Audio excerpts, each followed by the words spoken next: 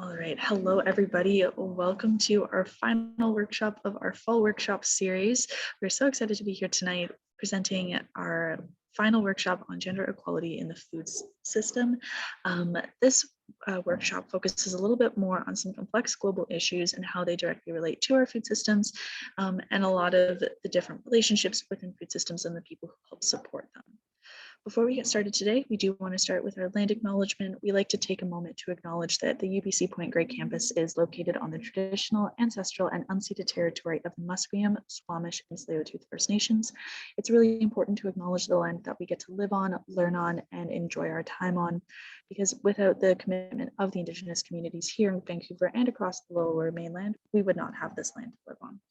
And the Faculty of Land and Food Systems is committed to working with Indigenous communities and students alike in our curriculum and our research. Today's agenda is pretty straightforward. We're going to dive right into the workshop today. So we're going to be talking all about gender equality and food. And then we're going to put it all together with a quick little case study at the end to better understand what these relationships really mean for our food systems. So to get started, the best way to show you what LFS is and the impact that our faculty has is to really dive into a case study and understand these complexities within our food systems. So we recognize that gender is fluid and that though we focus on challenges women face in the food system, we also recognize that people in the LGBTQ community also face complex challenges that need to be addressed. And to ensure that food security and a sustainable food system exist, there should be equity and equality across all genders. So first, gender and food justice. Let's start by defining these concepts, okay?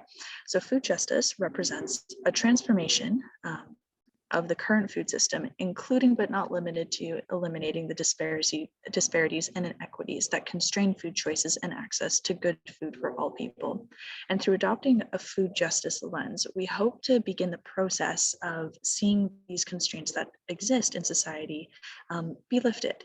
And we hope that as we work towards collectively addressing these obstacles in our food systems, we will see this shift. The right to food will not be fully realized without parallel progress regarding women's rights and rights to equality, as there's a mutually reinforcing relationship between gender equality and food security in our system. So food justice ensures access to healthy, adequate, and culturally appropriate food produced in an ecologically regenerative and socially just manner. And then there's also a mutual relationship between gender equality and food security, where gender inequality, is both a cause and consequence of food insecurity.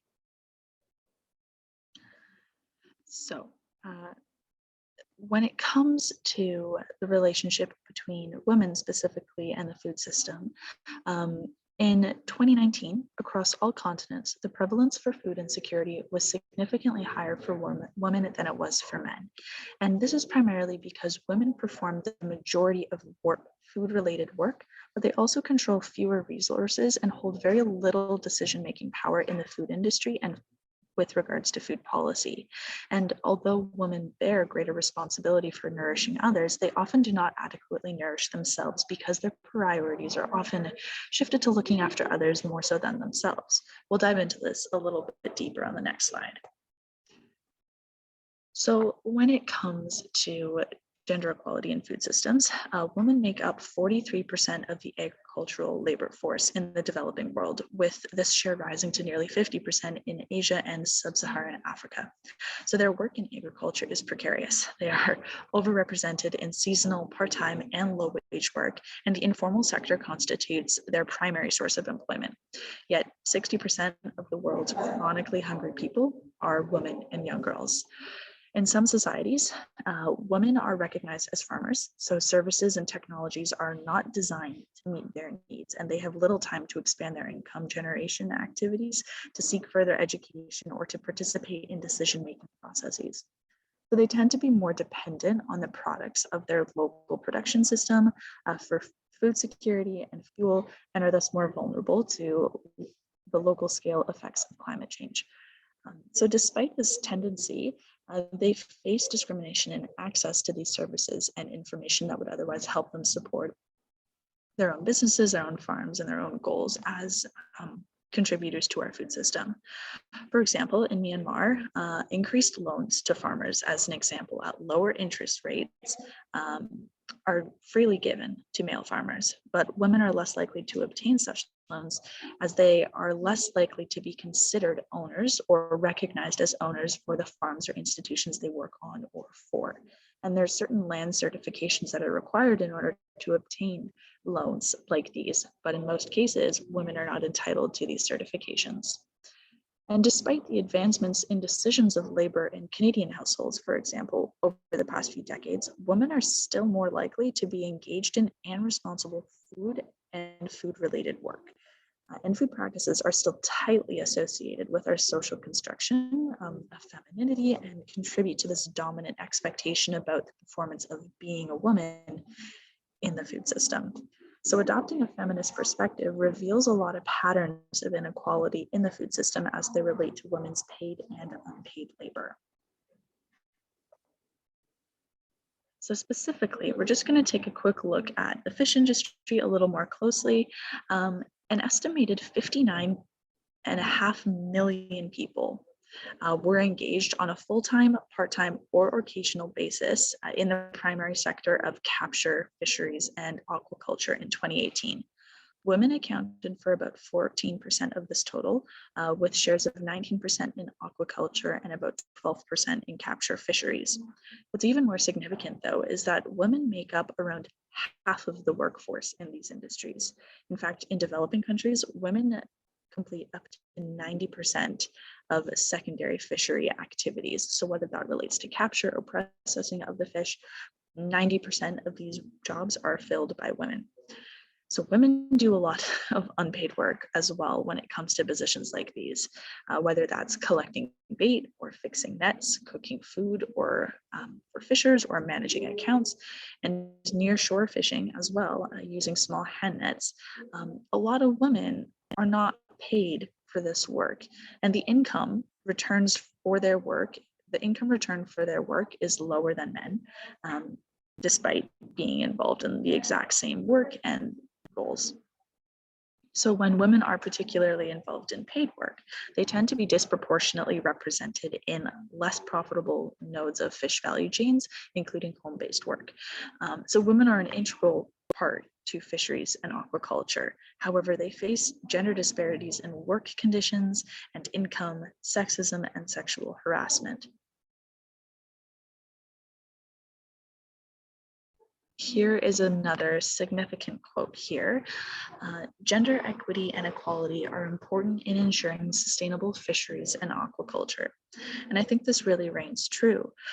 Many research partners of the scientific groups have invested in maternal education, particularly nutrition-focused education and counseling, to try and understand more of the role that nutrition education or simply access to education and support provide in closing those gender gaps in our food system. They further investigated and found that investing in programs and interventions that aim to improve women's influence and role in decision-making and leadership at all levels of the food system would help, again, close those gaps between gender differences in our food system. And whether these be related to household impacts, community impacts, or systems one, it still contributes to this greater understanding of everybody's equal contribution to these systems and the work that we do. Further, they suggested to invest in interventions that promote positive and equal gender norms at both the household, community, and systems level. They also suggested to find ways to intervene and put efforts into improving women's access to important and necessary resources. So whether that relates to personal care, mental health care, or fair labor laws and things like that. A lot of it surrounds ensuring that they are treated equally and fairly in the environments in which they work and live. And then finally, they also suggested to target research specifically towards women's welfare and equality in these systems to yield more evidence for methods of advancing gender equality as well as women's empowerment in food systems. All right. So then lastly here, we've got the importance of gender equality in food systems, Yo, don't mind me if I'm stuttering because I can magically edit this out, so it's all good. Oh, so okay. I was just looking at the time and I'm like, damn, I'm really flying through this, but that's okay. I'm fine with that. Okay, sorry, where was I? Okay, so, oh, good, there's lots of words on the slide. Perfect. Awesome. Okay. So there's overwhelming evidence that gender-based discrimination or the denial of women's human rights is one of the major causes of poverty and food and nutrition insecurity across the world. When women are empowered and have the same access to certain resources that men do, whether they be productive in financial resources or income opportunities, education and services, there's a consequent increase in the agricultural, oh my gosh, increase in agriculture.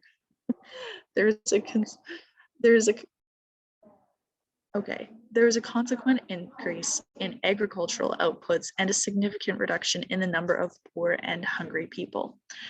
Women's empowerment is truly a pathway to improve nutrition due to the positive links between women's empowerment and child and maternal health.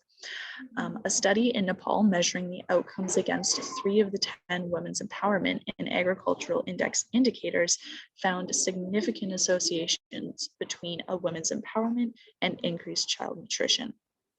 So women that gain the equal access to land or technology, financial services, education, and certain markets in rural areas leads to an increase in agricultural production and improved food security simply because they have the foundations they need to sustain themselves and build a more sustainable environment for their families as well.